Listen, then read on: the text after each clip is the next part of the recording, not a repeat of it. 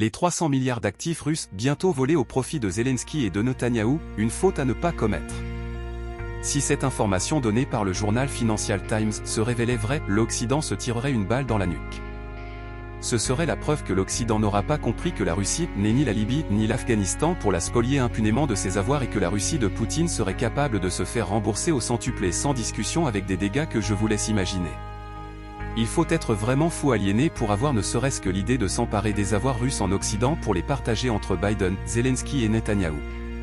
Toucher aux intérêts de la Russie et par ricochet à ceux de la Chine serait très dangereux pour ces aventuriers et ces va-t-en-guerre occidentaux. Alors que les aides financières pour l'Ukraine sont bloquées des deux côtés de l'Atlantique, les proches de Joe Biden envisagent rien de moins que de saisir les avoirs russes. Une solution financière pour soutenir l'Ukraine et désormais Israël, après que le Sénat américain ait bloqué une aide de plus de 100 milliards de dollars pour ces deux pays. De son côté, M. Zelensky, toujours dans son état second, presse les Occidentaux de lui reverser immédiatement les 300 milliards de dollars d'actifs russes, gelés après l'invasion de l'Ukraine.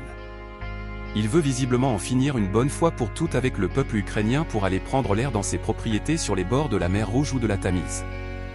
Jusqu'ici, les États-Unis, comme les autres alliés occidentaux de l'Ukraine, caressaient uniquement le projet de saisir les intérêts de ces capitaux bloqués. Mais, aujourd'hui, la question de saisir les 300 milliards se pose sérieusement et avec acuité.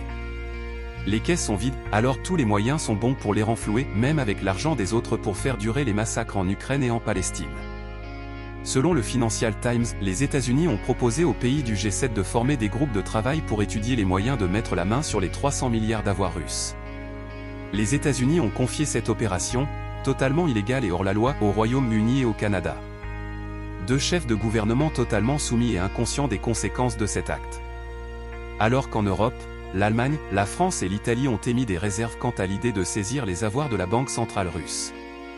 En Europe, la question des actifs russes fait autant débat que c'est là qu'ils sont pour l'essentiel localisés. Près de 200 milliards sur les 300 milliards d'euros gelés sont immobilisés au sein de l'Union européenne. En clair, les États-Unis se cacheront derrière les Européens pour commettre cet hold-up aux conséquences très graves. Il faut rappeler qu'une grande partie de ces fonds appartiennent à la Banque centrale de Russie, sous forme de réserves en devises étrangères, auxquelles elle n'a plus accès depuis les sanctions imposées par Bruxelles. Les Européens souhaitent s'assurer de la légalité d'une telle confiscation et ils ont raison.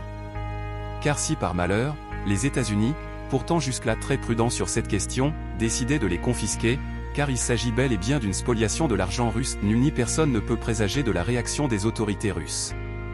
Certains responsables politiques russes ont déjà averti les Occidentaux sur les risques et les conséquences d'une telle opération. L'ancien président de la Fédération de Russie, Dmitri Medvedev, a déjà déclaré, je cite, « Si ces voyous, parlant des Occidentaux, mettaient la main sur l'argent russe, ils doivent savoir que la Russie se fera rembourser d'une manière ou d'une autre, de gré ou de force. » Avant d'ajouter « Et si ces dégénérés ont volé impunément l'argent des peuples irakiens, syriens, libyens, il sera temps pour eux de remettre tout sur la table. » Ce qui signifie qu'ils, les États-Unis, devraient penser à mettre la main à la poche pour restituer l'argent pris aux Libyens, Afghans et Irakiens. On comprend mieux maintenant pourquoi l'administration Biden, prudente, met en avant les frivoles et irresponsables premiers ministres canadiens, Trudeau et l'anglais Rishi Sunak. Attention, là, il ne s'agit plus de sanctionner la Russie, mais de la spolier de ses biens. C'est autrement plus grave, étant donné qu'il est question de voler ce qui appartient de droit à un pays tiers et pas n'importe lequel. Outre les menaces russes, dont personne ne connaît ni la nature ni l'ampleur, geler les avoirs de la Russie serait l'occasion pour les pays émergents de retirer immédiatement leurs avoirs dans les banques occidentales. Après la Russie, qui peut garantir au gouvernement chinois que l'Occident ne toucherait pas à ces immenses réserves et qu'adviendrait-il des banques occidentales si les Chinois et leurs partenaires du Sud global retiraient tous leurs milliards? C'est la faillite assurée pour l'Occident en général et pour l'Europe en particulier. Alors il est dans l'intérêt de tout le monde que Sunak, Trudeau, Zelensky et Netanyahou reviennent à la raison pour ne pas donner l'occasion à Poutine et à Xi Jinping de les envoyer grossir les rangs des pays dépendants de l'aide humanitaire.